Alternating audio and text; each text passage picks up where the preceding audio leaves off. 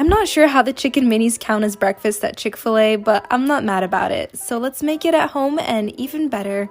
To make the dough, add warm milk, yeast, and sugar. Cover and let it sit for 10 minutes until foamy. Then add an egg, salt, more sugar, flour, and butter. The dough should be soft but not too sticky, so add more flour as needed. Then roll it out into a large rectangle, cut into small squares, and let it rise again. Then we pop it in the oven to bake until golden perfection. Add your chicken nuggets in, brush it with some honey butter, and serve. I know I'm not the only one who can eat Chipotle every single day for the rest of their lives and have no complaints. But what if I told you we can make their chicken and fajitas even better at home and in half an hour? First, you'll slice your bell peppers and chicken breast in half. Then we'll mix together olive oil, chipotle pepper paste, lime, and all our spices. Pour that over the chicken and peppers and pop them in the oven to bake to perfection. Now we just slice the chicken, serve, and that's how you impress yourself with homemade Chipotle. If Levain ever decided to expand their menu, this is the one cookie that should be added. We're gonna call it the Cookies and Cream Dream, so let's make it. First, preheat your oven to 450 Fahrenheit. Then whisk together all your dry ingredients in a large bowl. Now beat together your sugar and butter until fluffy. Add the eggs and vanilla extract and mix again. Add your dry ingredients and mix until a dough forms. Then we add Oreos and our chocolate and mix again. Form into 5-ounce bowls and pop them in the oven to bake to perfection. After they rest for a bit, they're ready to enjoy. We all need some more sweetness in our life, so let's make s'mores brownie bars. First step is to preheat our oven to 350 Fahrenheit. In a bowl, whisk together flour, cocoa powder, baking powder, salt, white sugar, and brown sugar.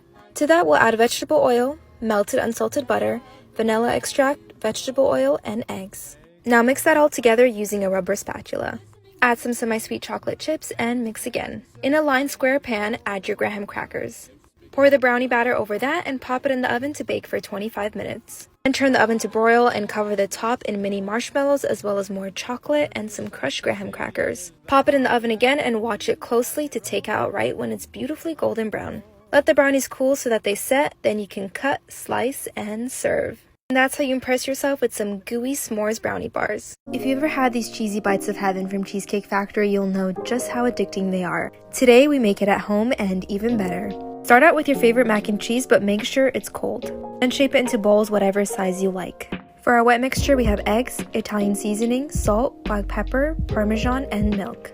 For our dry mixture, we just have Italian breadcrumbs, Parmesan, and salt. After the mac and cheese bowls have sat in the freezer for about an hour, they should be solid. Now dip each one in the wet mixture, then in the dry, then back in the wet, and back in the dry for a double coating. Now we can drop them in some hot oil to fry until they're nice and golden brown. They're delicious on their own, but you can serve them on top of some heated marinara with more shaved parm on top and some fresh basil. And that's it, so if you like mac and cheese, you're definitely gonna love these. Today we're making homemade birria queso tacos. I've been seeing a very Americanized version all over the internet, so today I'll be showing you guys how to make it the authentic way. You need about 6 chile guajillos, 3 chile de árbol, and about 5 ancho chiles. You want to add those to a big pot of water with 5 pounds of chuck roast, everything that I have listed on the screen as well. You want to skim the top of your broth, we want it very clean. Add a hefty pinch of salt, cover and let it cook for about 1 hour. After 1 hour, you want to take out your chiles and add them to a blender. You also want to add in some of your onions, garlic, and cinnamon stick, as well as a little bit of our beef broth.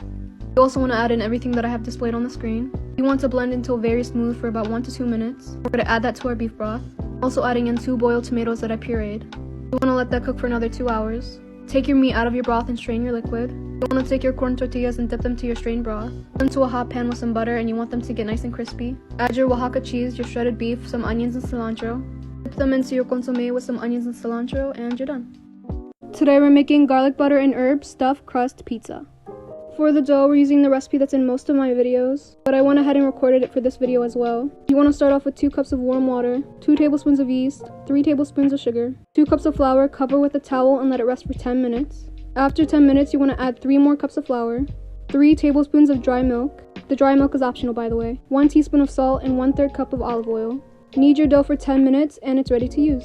Go ahead and flour your surface and add your dough. Cut 4 equal parts and create them into dough balls. I like to roll out my dough pretty thin. If you like your pizza to be thicker or fluffier, you don't have to roll it out as thin as I did. Add your rolled out dough to an oiled pizza pan. You want to leave about 1 inch of your dough hanging over the edge. Add your cheese sticks and cover with the extra inch of dough that we left on the edges. Here I have garlic and butter mixed together and I'm brushing that all over my dough. Adding a thin layer of sauce, you don't need a lot, as well as some shredded mozzarella. Don't pile on your cheese, you still want to see the sauce coming through. I added garlic and herb seasoning to the crust and baked at 400 for 10 minutes. We are making chicken and waffle sliders. This is the perfect thing to make if you're having a little dinner party or a brunch, so let's get right into it. Here I'm adding 2 cups of flour, a heaping tablespoon of cornstarch, a little bit of baking soda along with all of the seasonings that I'm showing here. I'll list them in the comments for you guys, but my Instagram already has the written recipe up if you're interested. How many seasonings you use really depends on how spicy you want your chicken, so keep that in mind as well. Give that a good mix, then we're going to go straight into our buttermilk mixture. Here I'm adding a cup to a cup and a half of buttermilk, along with some garlic, salt, black pepper, and an egg. After you're done with that, then we're going to go ahead and get straight into our chicken. I use chicken thighs for this recipe, and to season I use the juice of half a lemon, paprika, garlic powder, Italian seasoning, and drizzle with a little bit of olive oil. Now go ahead and give that a good mix. We're going to take our chicken thighs right into our buttermilk mixture, like so. Then straight from our buttermilk, we're going to add it to our flour. Now you're going to fry your chicken on medium heat for about 8 minutes. Get your waffles ready and cut them into individual pieces. Stack your waffles in your chicken and you're done. Thanks for watching. Please don't forget to like, comment, and subscribe. Bye.